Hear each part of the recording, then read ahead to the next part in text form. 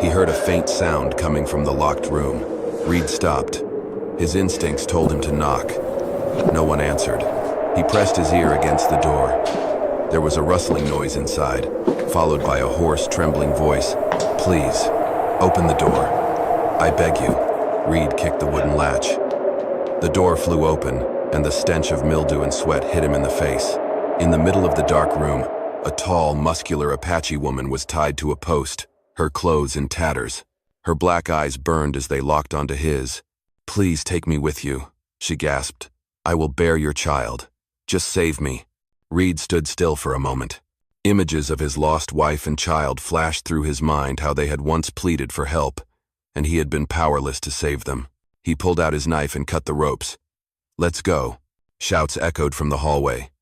Reed pulled her toward the back door, running across the yard of red dust. They jumped into the wagon as gunshots rang out behind them. Reed cracked the whip, the wheels screeching over the dirt road. The small town faded behind them, but the yelling still carried in the wind. In the wagon bed, the woman lay panting, her hands still trembling, yet her eyes no longer held despair. Now, they blazed like embers. Evening fell, and the desert turned red under the spreading Sunday. Reed pulled on the reins as the wagon turned into a narrow canyon. He knew the men chasing them would not risk riding hard in the dark. "Get down," Reed said, pulling the brake. Takina looked at him briefly, then quietly stepped off the wagon. She still clutched the rusty knife, standing tall, the muscles in her arms taut and veined. Reed tied the horse and built a small fire from dry branches. He silently unscrewed his canteen and handed it to her. Takina drank in small sips, her eyes still watching him carefully, like a young wolf unsure if the human in front of her could be trusted. Reed looked at her through the firelight. "I do not need you to repay me, and I am not handing you back to them." She stayed silent for a moment, then sat down by the fire, keeping her distance. The red marks from the ropes were still visible on her wrists. Reed pulled a clean cloth from his pocket and held it out. She hesitated, but eventually extended her arm. Reed bandaged the wound slowly and gently. Takina held her breath, staring at his rough hands. When he was done, she gave him a slight nod, not a word of thanks, but her face had softened. Night fell. The sounds of insects and wind whispering through the canyon mixed with the soft crackle of fire. Reed leaned back against the wagon wheel, his rifle resting across his lap.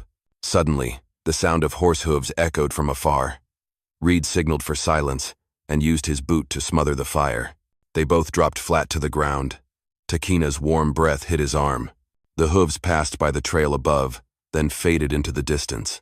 Once sure they were safe, Reed sat up and rekindled the fire.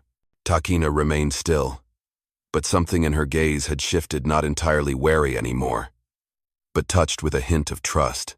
"Get some sleep," Reed said, tossing her a thick coat. She pulled the coat over her shoulders, lying down on her side with her back to him, the knife still in her grip. Reed looked at her strong, broad back, then leaned against the wheel again, eyes open deep into the night. For the first time in years, the desert night did not feel so empty. On the third night, the sky suddenly broke open with rain. Desert rain was rare, but when it came, it poured in heavy sheets, pounding the cracked earth with thunderous force. Reed was covering the horse with a tarp when he heard a harsh, choking cough behind him. He turned and saw Takina curled up near the dying fire, sweat streaming down her face despite the cold air. She was shivering violently, and the old rope marks on her arm were swollen and inflamed. Reed knelt beside her, placing a hand on her forehead. It was burning hot. Without a word, he stoked the fire until it roared, boiled water, and heated his knife until it glowed. Then he sterilized the wound. "Hold still," Reed said, taking her hand. Takina clenched her jaw, the veins on her neck standing out. As the blade sliced into the swollen flesh, releasing pus and blood, she let out only a faint groan, then fell silent. Reed cleaned the wound, wrapped it in dry cloth, his hands firm, but oddly gentle. When it was done, he pulled her closer to the fire. "Sit here. Get warm." Takina sat down, the firelight casting shadows over the tense muscles of her shoulders and old scars. A long moment passed before she spoke, her voice rough and low. "I was taken from my village as a girl. They sold me from one camp to another. Every time I fought back, they beat me unconscious." Reed said nothing, his eyes fixed on the flames. I had a younger sister, Takina continued, her eyes darkening. They killed her right in front of me. That night, I swore I would never let myself be tied down again. Silence followed. Only the steady drumming of rain echoed through the canyon. I lost everything too, Reed said, his voice as rough as whetstone. My wife died of fever. My son followed soon after. I stayed on the ranch and lived alone for years. The two of them sat across from each other, the firelight forming a bridge between two tormented souls. No promises were made, no touch exchanged, but a quiet trust began to take root. When the rain eased, Reed stood and laid a heavier blanket out for her. Get some sleep. We have to leave early tomorrow.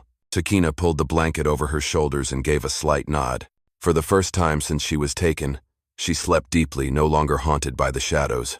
Reed watched her for a long moment before returning to his seat. He leaned back, his rifle resting across his lap. The desert night was quiet, but this time, it was not loneliness. It was a beginning. At dawn the next morning, the sky lit up red as the first light spilled over the valley. Reed stepped out early, walking along the row of wagons to inspect the area. On the sand still wet from last night's rain, he suddenly spotted fresh hoofprints, deep and evenly spaced. They did not match his horses. These were from at least 3 others, closely trailing in the same direction. Reed knelt down and touched the print. The earth was still damp. That meant they had passed by only a few hours earlier. Back at camp, he found Takina warming her hands by the fire, her face still pale with the lingering fever. They're tracking us, Reed said, voice low but certain. Takina gripped her spear tighter, her dark eyes narrowing.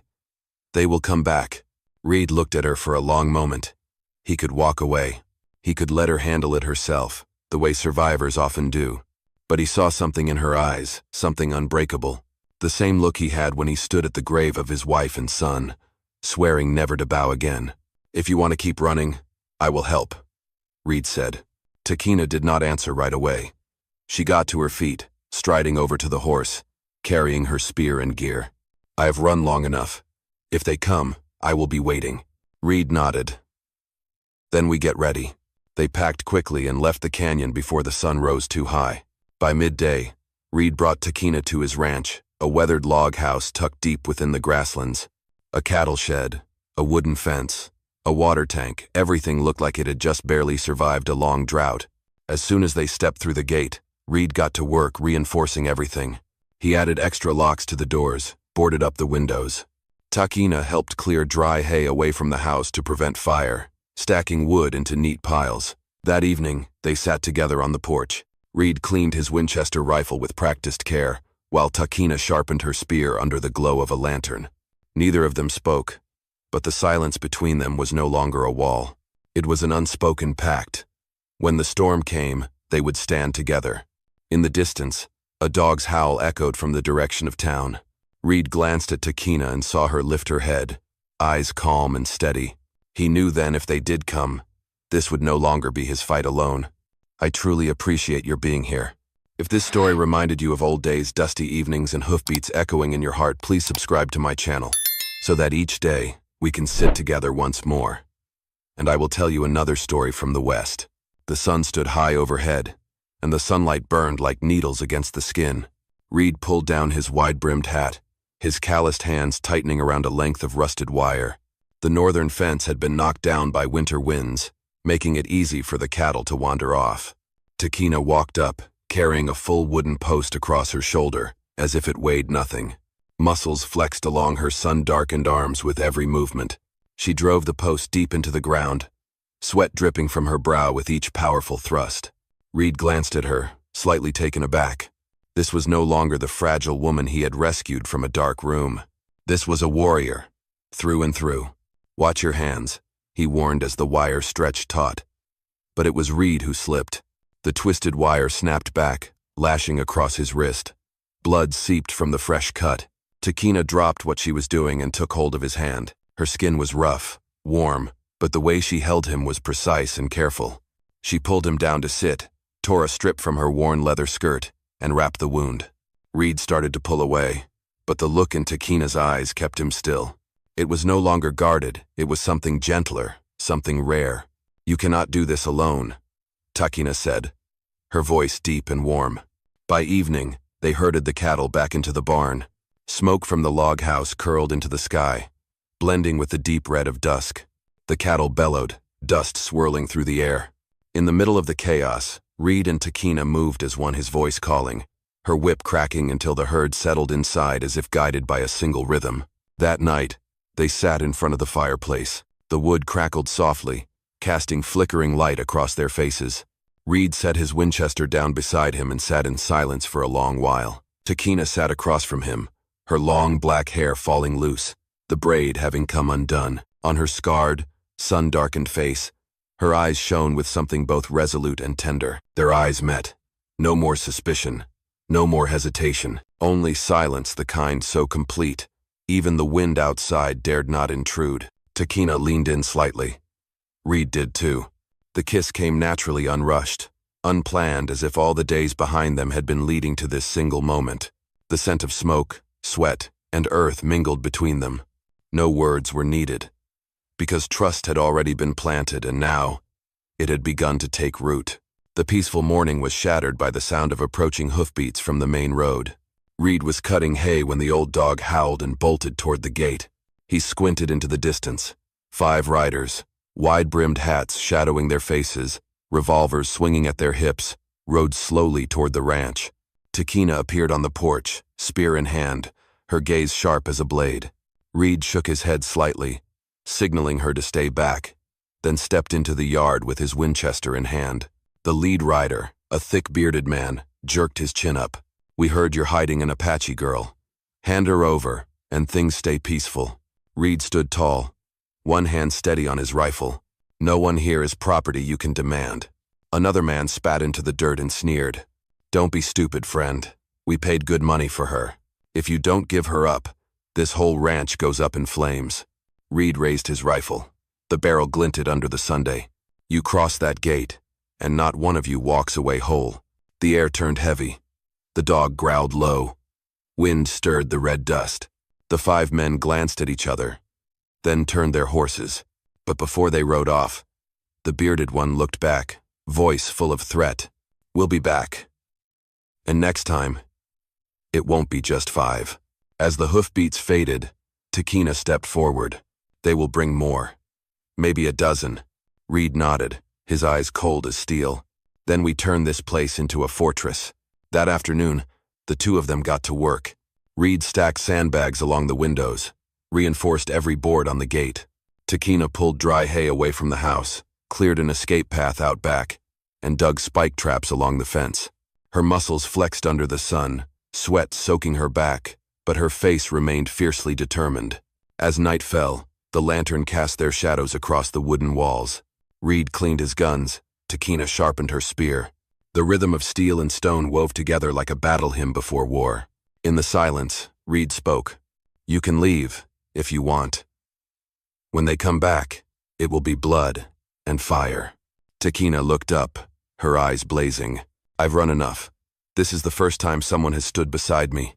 I'm not leaving again." Reed looked at her, and something stirred in his chest, something warm. Not just duty, but trust. This ranch, this land, and this woman, they were now things he would defend at all costs. The night was pitch black, thick clouds swallowing the moon. Wind howled over the roof tiles, and the creaking door sounded like a warning. Reed had just dozed off after a long day fortifying the ranch when the old dog began to bark, not the usual bark for strangers, but something strange, almost mournful. He bolted upright, a sharp instinct rising in his chest.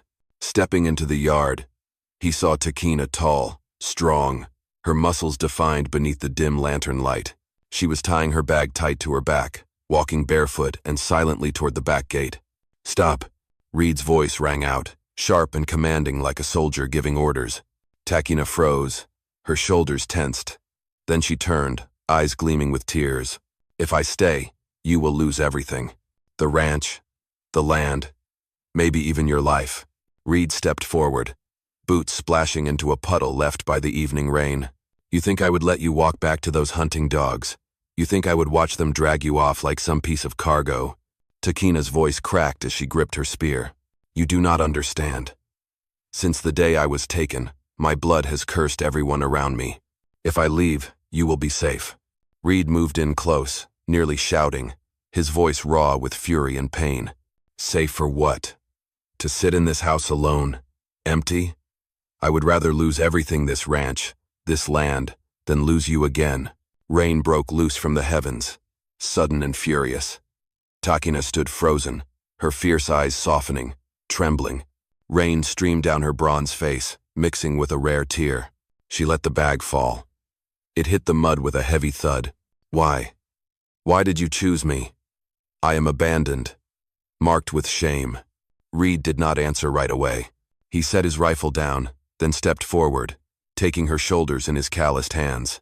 Because for the first time in years, when I looked at you, I did not feel alone anymore.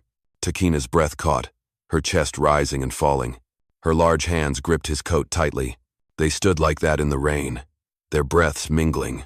Then, without another word, Reed pulled her into his arms. The embrace was fierce, like both were afraid the other might vanish in the next breath. In the darkness and screaming storm, the promise was not spoken aloud. It was made in the way they held each other, desperate and unshakable. They would face the dawn together, no matter how many came for them. At dawn, the sky burned red, as if warning of something ominous. Reed stood on the porch, Winchester fully loaded, eyes locked on the dusty road.